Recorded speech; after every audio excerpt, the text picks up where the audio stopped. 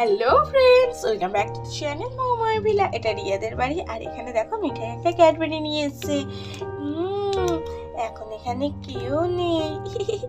আমি এই ক্যাডবেরিটা এখন এখানে বসে লুকিয়ে লুকিয়ে খেয়ে নিই, তাহলে আর আমাকে কাউকে দিতে হবে না। এটা তো দেখলাম ফ্রিজে একদমই পড়েছিল, কেউ দেখেনি। খুব মজা হবে।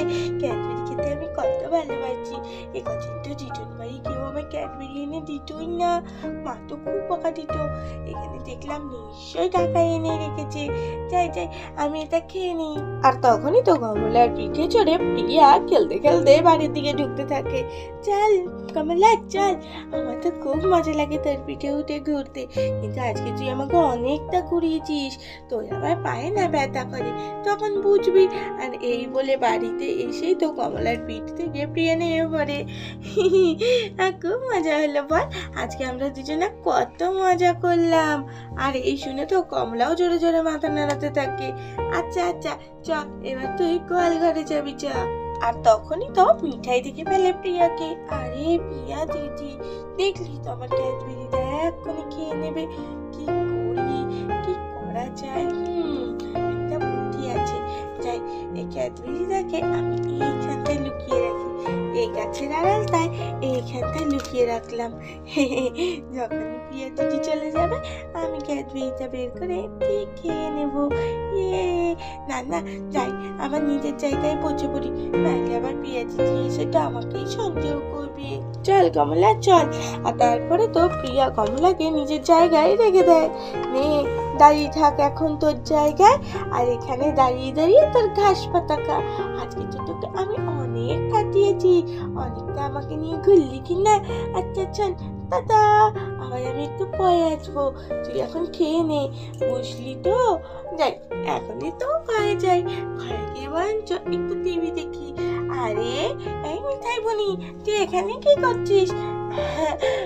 প্রিয়া দিদি, কিছুই করছি না, কি আর করবো বলো, আমি তো কিছু করতেই পারি না, বসে আছি, তোমাদের সাথে খেলবো বলে অপেক্ষাও করছি। খেলবি, কিন্তু এখন তো খেলার সময় নেই রে, এখন তো আমি গিয়ে ড্রয়িংয়ে বসবো, বুঝলি তো? যদি বলি ফোন দেখবো, এখনই আমার সাথে ফোন দেখতে চলে যাবে। না না বাবা, বলবো না, একটু ড্রয়িংটা কমপ্লিট করে রাখি, নাহলে তো ড্রয়িং স্যার খুব বকবে। আচ্ছা ঠিক আছে প্রিয়া দিদি, ড্রয়িং করে এসে খেলবে তো? হ্যাঁ হ্যাঁ খেলবো খেলবো, খুব মজা করবো, কেমন?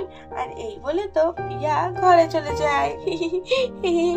বাবা বাঁচা গেছে, প্রিয়া দিদি চলে গেছে ড্রয়িংয়ে, এখন যাই আমি আমার ক্যাডবেরিটা খাই। আর তখনই সেখানে রিয়া চলে আসে। আরে আমার বলটা কোথায় গেল? এই দিকটাই তো এলো, মনে হলো এই জঙ্গলটার পেছনে এলো। আরে এই জঙ্গলের পেছনে তো একটি ক্যাডবেরি পড়ে রয়েছে। বাহ, এই ক্যাডবেরিটা তো অনেকটাই বড়, কোথায় ছিল? এই জঙ্গলের পেছনে কেন পড়ে আছে? সে যাই হোক, এখানে যখন পেয়েছি তার মানে ক্যাডবেরিটা আমার, আমিই খেয়ে নিই। আর এই বলে তো রিয়াই ক্যাডবেরিটা খাওয়া শুরু করে দেয়। আর এদিকে মিঠাইও চলে আসে তার ক্যাডবেরি নিতে। আরে দেখি, আরে দিদি তুমি, ও রিয়া দিদি, তুমি আমার ক্যাডবেরিটা কেন খাচ্ছ গো? এটা তোর ক্যাডবেরি? কে বলেছে? এটা তো আমার ক্যাডবেরি। না না, এটা তো আমার ক্যাডবেরি, দাও না আমাকে। এই চুপ কর, এই ক্যাডবেরিটা এখানে পড়েছিল, তো পড়ে থাকলে যেভাবে তারই তো। না না, ওটা তো আমি রেখে। কি, তুই রেখেছিলি? তা এখানে কেন রেখেছিলি? না না, আমি রাখিনি, তাহলে তোর হলো কি করে? যা, ভেবেছিলাম আমি ক্যাডবেরিটা খাবো, সেই রিয়া দিদি পেয়ে গেল, এখন রিয়া দিদি খেয়ে নেবে। আরে এই মিঠাই, কান্না করছিস কেন? আরে না, আমি ভেবেছিলাম ক্যাডবেরিটা আমি খাবো। আচ্ছা আচ্ছা ঠিক আছে, তো কোনো ব্যাপার না, চ তুই আমি আর প্রিয়া তিনজনে ভাগ করে খাই। ভাগ করে? আমি তো একা খেতে গিয়েছিলাম। থাক বাবা, কিছু না পাওয়ার থেকে তো কিছু পাওয়া ভালো। একদমই যদি না পাই তখন কেমন হবে? তার থেকে একটুখানি হলেও তো ক্যাডবেরি খেতে তো পারবো। আচ্ছা আচ্ছা চলো চলো, প্রিয়া দিদি তো ঘরে ড্রয়িং করছে, চলো গিয়ে আমরা তিনজন একসাথে মিলে খাই। হ্যাঁ হ্যাঁ চ। আর তারপরে তো রিয়া আর মিঠাই দুজনে মিলে ক্যাডবেরি নিয়ে প্রিয়ার কাছে চলে যায়। তো বন্ধুরা, আজকের গল্পটা এখানেই শেষ করলাম। গল্পটা ভালো লাগলে চ্যানেলটাকে সাবস্ক্রাইব করে দিও। আজকের মতো